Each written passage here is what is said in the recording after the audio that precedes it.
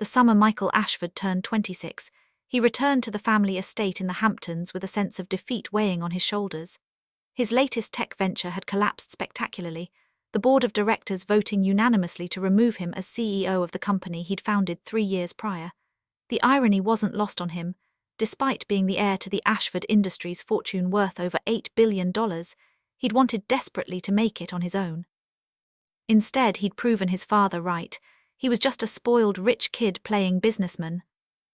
The Ashford estate sprawled across 15 acres of pristine beachfront property, a monument to old money and architectural excess. As Michael pulled his Aston Martin through the iron gates, he felt the familiar tightening in his chest that always came with coming home.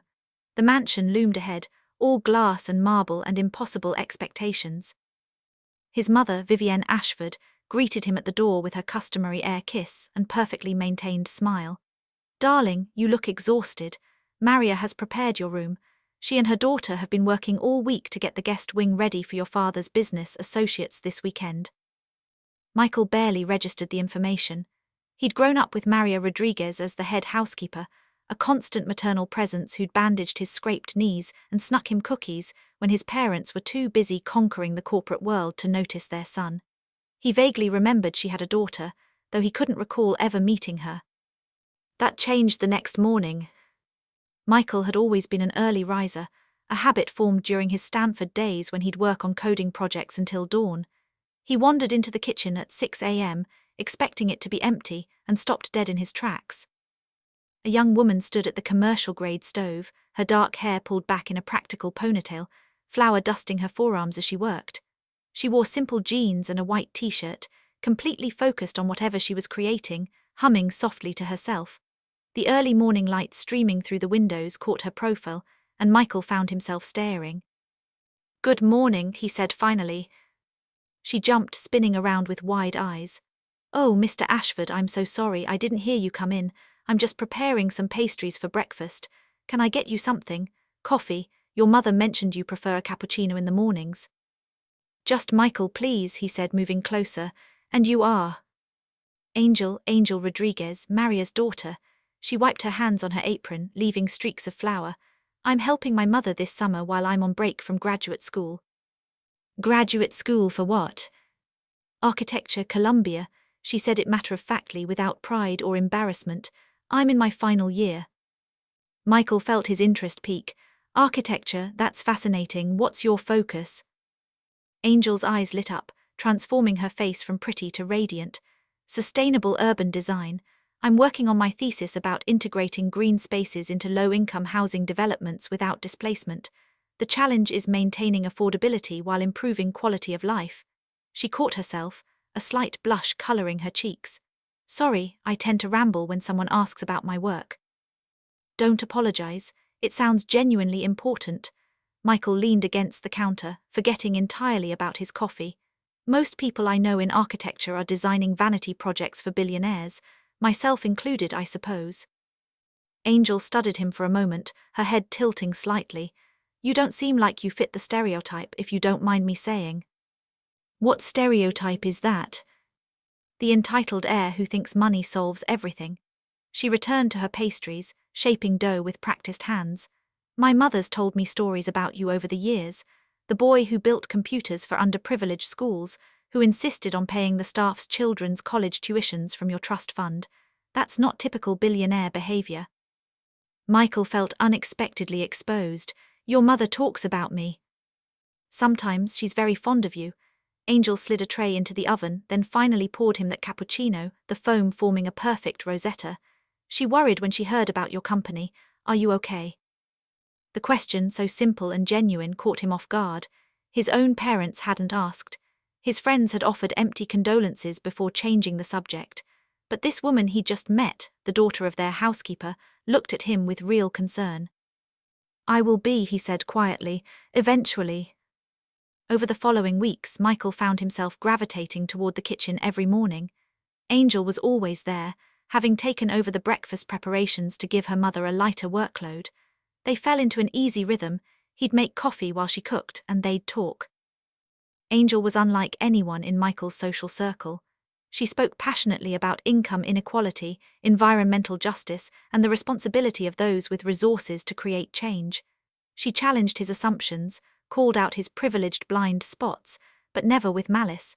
Her criticism came from a place of believing he could do better, be better. "The problem with people like your family," she said one morning while whisking eggs, "is that you do charity but not justice.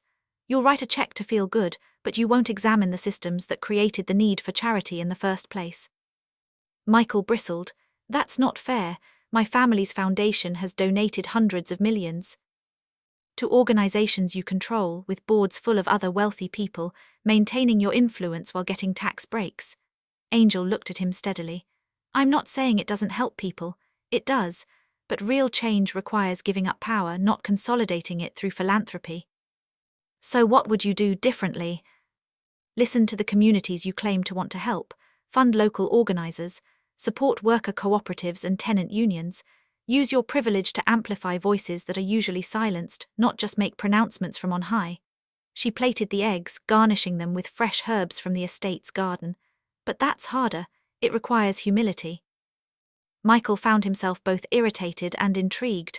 No one spoke to him this way. "You don't pull punches, do you? Life's too short and the problems are too big." Angel smiled slightly. "Besides, you don't strike me as someone who wants to be coddled. You've had enough of that." She was right, which was exactly what made their conversations so addictive. As June melted into July, their morning talks expanded into afternoon walks on the beach and evening debates on the veranda. Angel showed him her thesis work, detailed plans for apartment complexes with rooftop gardens, community spaces, and solar arrays. Michael found himself contributing ideas from his tech background: smart systems to reduce energy consumption, apps to connect residents with resources. "You should be doing this," Angel said one evening as they reviewed her latest designs. "Not running some Silicon Valley startup. This, solving real problems for real people." "I tried that, it failed, remember." "You tried to be your father, that's different." She turned to face him fully, the setting sun catching in her dark eyes. "What do you actually want, Michael? Not what you think you should want, what makes you come alive?" No one had ever asked him that before. Michael's mother noticed the change in him first. At the family dinner that Friday night, she commented on his improved mood, his renewed energy. "Perhaps the rest has done you good, darling. Your father will be pleased.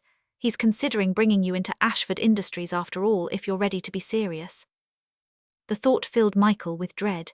He'd spent his entire life trying to escape his father's empire, the cold corporate machinery that valued profits over people. The irony that his own failed startup had simply replicated those values in a shinier package wasn't lost on him. After dinner, he found Angel in the garden, sketching in her notebook by lamplight. She'd been reviewing the estate's original architectural plans, pointing out to Michael how much space was wasted on ostentation when it could serve function. "Can I ask you something?" Michael sat beside her on the stone bench, close enough that their shoulders nearly touched. "Always." "Why are you here? Helping your mother, I mean. You're brilliant. You could be interning at any major firm in the world." Angel set down her pencil. "Because my mother has rheumatoid arthritis. She's been hiding how bad it's gotten because she can't afford to lose this job. The health insurance your family provides is the only thing between her and crippling medical debt. So I came home to help her, to make sure she can keep working until I graduate and can support her properly." Michael felt shame wash over him. "I didn't know, does my mother?" "Of course not, my mother would never want anyone to know. She's proud." Angel's voice softened. "That's what people like you don't always understand. Pride is sometimes all people like us have. The freedom to be vulnerable, to ask for help, to fail and try again. That's a privilege too." "Angel, I can help. Medical bills, treatment, whatever she needs." "Don't," her voice was sharp. "Don't make this about money. Don't make me into a charity case or a project to make yourself feel better." They sat in tense silence. Finally Michael spoke. "You're right, I'm sorry, but not wanting to accept help when it's offered, that's pride too, and not the good kind." Angel laughed, but there was little humor in it. "You're learning, that's something at least." "Angel," Michael turned to face her, his heart hammering. "These past weeks with you have been the best I've had in years, maybe ever. You make me want to be better, do better. You make me feel like maybe I'm not just the sum of my father's money and my mother's expectations." Michael, she was shaking her head, but he could see something in her eyes, a mirror of what he was feeling. I know this is complicated. I know there are 1,000 reasons why this is a terrible idea, but I can't stop thinking about you. I don't want to stop.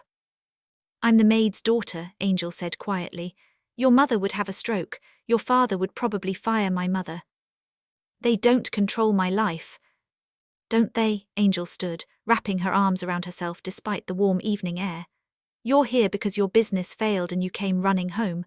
You talk about not wanting to work for your father, but have you actually told him that? Have you set any boundaries at all, or do you just resent them while cashing their checks? The words strung because they were true. I care about you, Michael said, standing to face her. That's real. Whatever else is complicated or messy, that's real. I care about you too. Angel's voice cracked slightly. Which is why I'm not going to be your rebellion or your distraction from dealing with your life. I'm not going to be the thing you hide from your family or the secret that makes you feel like you're defying them. I deserve better than that. She left him standing in the garden, and Michael felt more lost than he had in months. The weekend of his father's business associates' visit arrived with military precision. The estate filled with men in expensive suits and their designer-clad wives, all performing the elaborate dance of the ultra-wealthy, the careful one-upmanship, the calculated displays of casual luxury. Michael played his part, the charming heir making small talk about markets and mergers, but his eyes kept finding Angel, working alongside her mother to serve drinks and canapés, invisible to everyone except the man who couldn't stop watching her. On Saturday evening, his father cornered him in the study. Richard Ashford was a man who'd built an empire through ruthlessness wrapped in charm. He'd started with a single manufacturing plant and turned it into a multinational conglomerate. He didn't understand failure, and he certainly didn't tolerate it in his son. I've been patient, Michael. I let you have your little experiment with that tech company, but it's time to stop playing and join the real world. Richard poured 2 glasses of scotch, sliding one across his mahogany desk. I'm making you Vice President of Strategic Development. 6 months to prove yourself, then we'll discuss the succession plan. Dad, This isn't a negotiation. You've embarrassed this family enough. It's time to grow up. Michael looked at his father, really looked at him, and saw clearly for the first time the path that lay ahead. It was paved with compromise and comfort, power and prestige. It was everything he'd been raised to want. It wasn't enough anymore. No. Richard's expression hardened. Excuse me. I said no, I don't want to be vice president. I don't want any part of Ashford Industries. Michael felt a strange sense of freedom as the words left his mouth. I'm going to start over, but differently this time. Actually differently. With what money?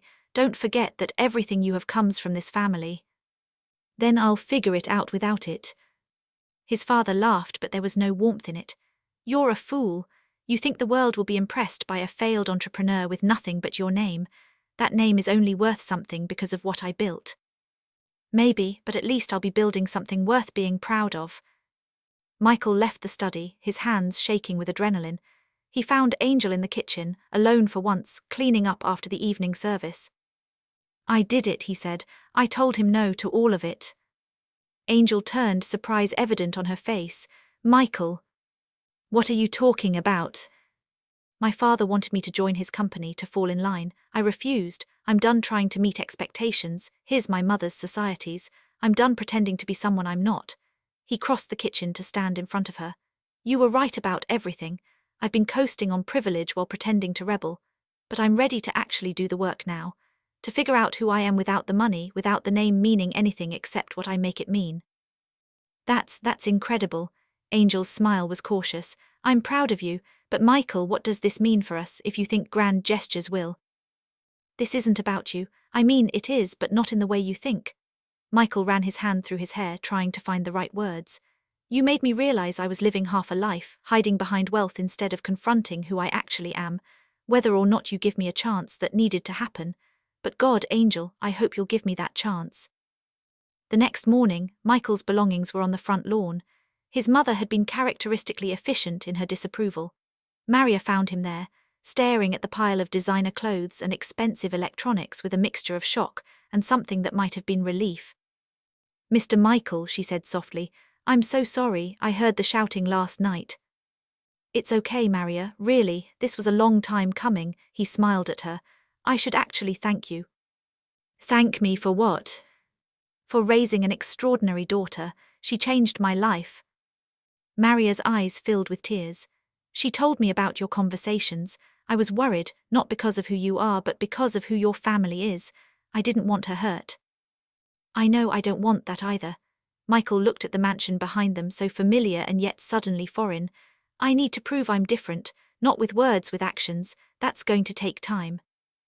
Angel's working at her summer internship today, at the Affordable Housing Coalition downtown. Maria pressed a piece of paper into his hand. She might like to know you came by. Michael found the organization's offices in a converted warehouse in Brooklyn, worlds away from the Hamptons estate. Angel was bent over a drafting table, surrounded by other young architects and community organizers, deep in discussion about zoning requirements and community board meetings. She looked up when he entered, surprise flickering across her face. Michael, what are you doing here? I came to ask if your organization needs a technology consultant, someone who understands systems, data analysis, maybe someone who could help build tools to connect residents with resources. He held up his hand when she started to interrupt. Volunteer work, no payment, I need to learn how to actually be useful. Angel studied him for a long moment. Did your parents kick you out? Let's call it a mutual parting of ways. Turns out standing up to my father comes with consequences. Who knew? His attempt at humor fell flat and he sighed. Look, I don't have grand plans or dramatic declarations.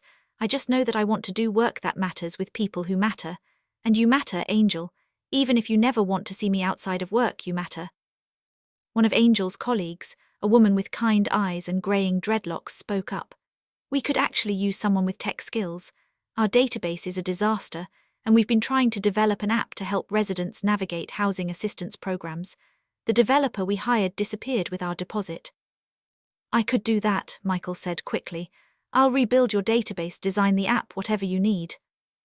Angel pulled him aside, lowering her voice. Are you sure about this?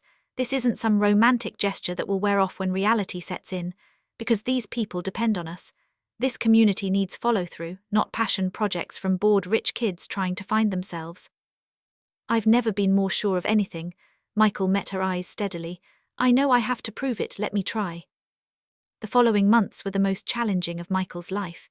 He rented a tiny studio apartment in Queens, his first time living anywhere that wasn't either a mansion or a luxury dorm. He learned about broken radiators and grocery shopping on a budget, about the subway at rush hour and laundromats where you had to guard your quarters. He threw himself into work with the Housing Coalition, rebuilding their technological infrastructure from the ground up. It was humbling work, not because it was beneath him, but because it forced him to listen. Every feature he wanted to add, every improvement he suggested, required him to check his assumptions against the reality of the people they served. Stop trying to make it sleek, Angel told him one evening as they reviewed the app's interface. People need functional. They need something that works on an old Android phone with spotty service. Your design philosophy is showing. This looks like something you'd use, not something Mrs. Chen from the third floor would understand. Michael scrapped his work and started over, this time conducting user interviews with actual residents. He learned about their lives, their struggles, their surprising resilience. He learned that poverty wasn't a lack of intelligence or ambition, it was a system designed to keep people trapped. He also learned about Angel slowly. She was careful with him, maintaining professional boundaries even as their late-night work sessions became the highlight of his days. But gradually, she opened up. She told him about growing up watching her mother work multiple jobs to afford an apartment in a decent school district, about being the first in her family to attend college, the pressure and pride of that responsibility. My mother used to bring me to work with her sometimes, Angel said one night as they walked home from the office, both exhausted. I'd sit in your family's kitchen doing homework while she prepared elaborate dinner parties for people who never learned her name. I promised myself I'd build something better, not for myself, for people like her. That's what you're doing, Michael said. This work, your thesis, it's all part of that. Maybe, but sometimes I wonder if I'm just moving deck chairs on the Titanic. The problems are so much bigger than any building I could design. Michael stopped walking, turning to face her under the streetlight. Angel, you're 25 years old and you're already making a real difference. The housing project you designed, it's breaking ground next month. 30 families will have homes because of you. That's not nothing. It's not enough. It never will be, the work's never done, but that doesn't make what you're doing any less important. He wanted desperately to reach for her hand but held back. You taught me that. That meaningful work isn't about grand gestures or dramatic solutions. It's about showing up day after day and doing what you can. Angel's eyes were bright in the lamplight. You've changed, you know, from that defeated guy who showed up in the kitchen 6 months ago. I had a good teacher. Michael, she hesitated, then took his hand. The touch sent electricity through him. I think I've been scared of this of us, because caring about you means something. It's not casual or simple. And after watching my mother give her whole life to people who barely saw her as human, I swore I'd never put myself in that position. I see you, Angel. I see your brilliance, your passion, your stubborn refusal to accept injustice. I see the way you make everyone around you want to be better. Michael squeezed her hand gently. And I'm not my parents. I'm trying every day not to be. I know, that's what scares me, that I believe you. They stood there on the quiet Brooklyn street, 6 months of tension and longing finally crystallizing into something neither could deny any longer. When Angel kissed him, it felt like both a beginning and a homecoming. A year later, Michael stood in front of a community center in the Bronx, watching Angel present their joint project to a room full of residents, city officials and investors. The app they'd built together had evolved into something bigger, a comprehensive platform connecting underserved communities with resources, from housing assistance to job training to healthcare navigation. But more than that, they developed a model for technology development that centered community input, that employed and trained residents as developers and designers, that shared profits with the neighborhoods they served. Traditional tech companies extract value from communities, Angel was saying, her confidence evident in every word. They harvest data, displace workers, and leave nothing behind but higher rents.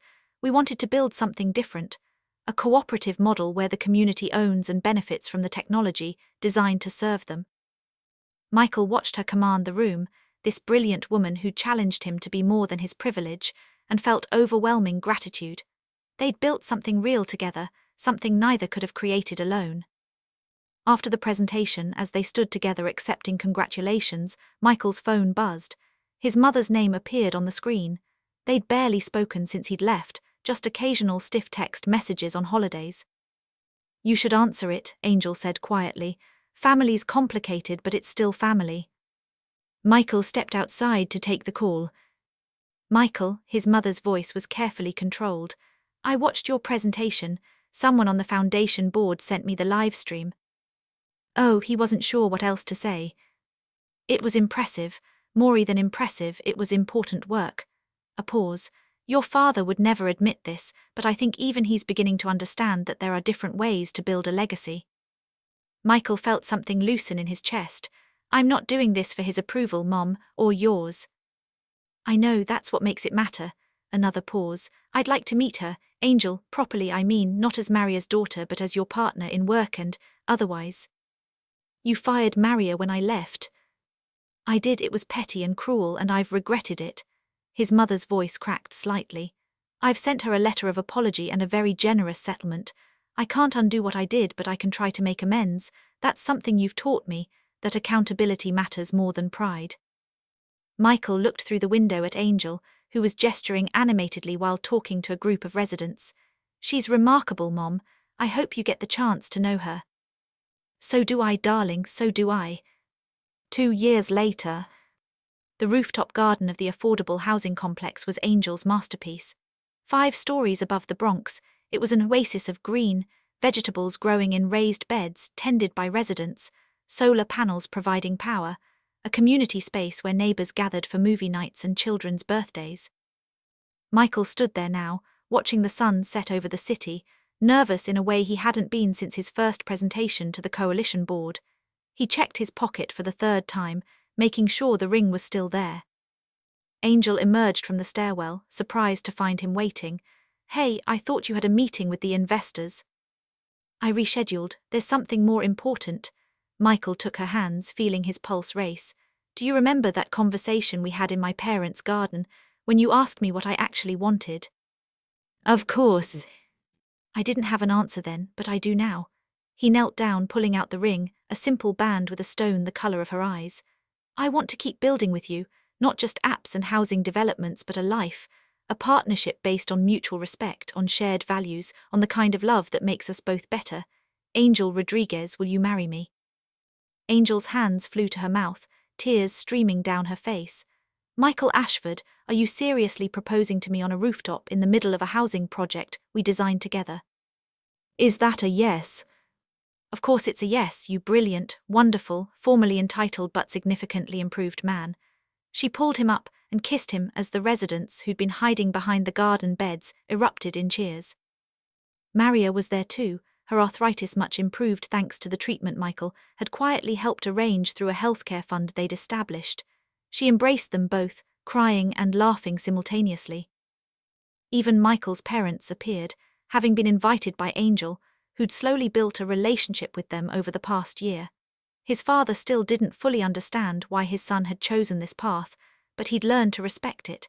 His mother had become one of their biggest advocates, redirecting foundation funds toward community-led initiatives. As the celebration continued around them, Michael held Angel close, watching the city lights flicker to life below. They'd come so far from that early morning meeting in a Hamptons kitchen, two people from different worlds who'd found common ground in shared purpose. I love you, he whispered into her hair. I love you too, she whispered back. Now come on, your future mother-in-law is trying to plan our entire wedding and we need to establish some boundaries. Michael laughed truly and deeply and followed his fiancée back into the celebration. They'd built something beautiful together, not just projects and programs, but a love based on challenging each other to be their best selves, on showing up for the hard work, on believing that change was possible when people stopped talking and started doing. It wasn't a fairy tale, it was better, it was real.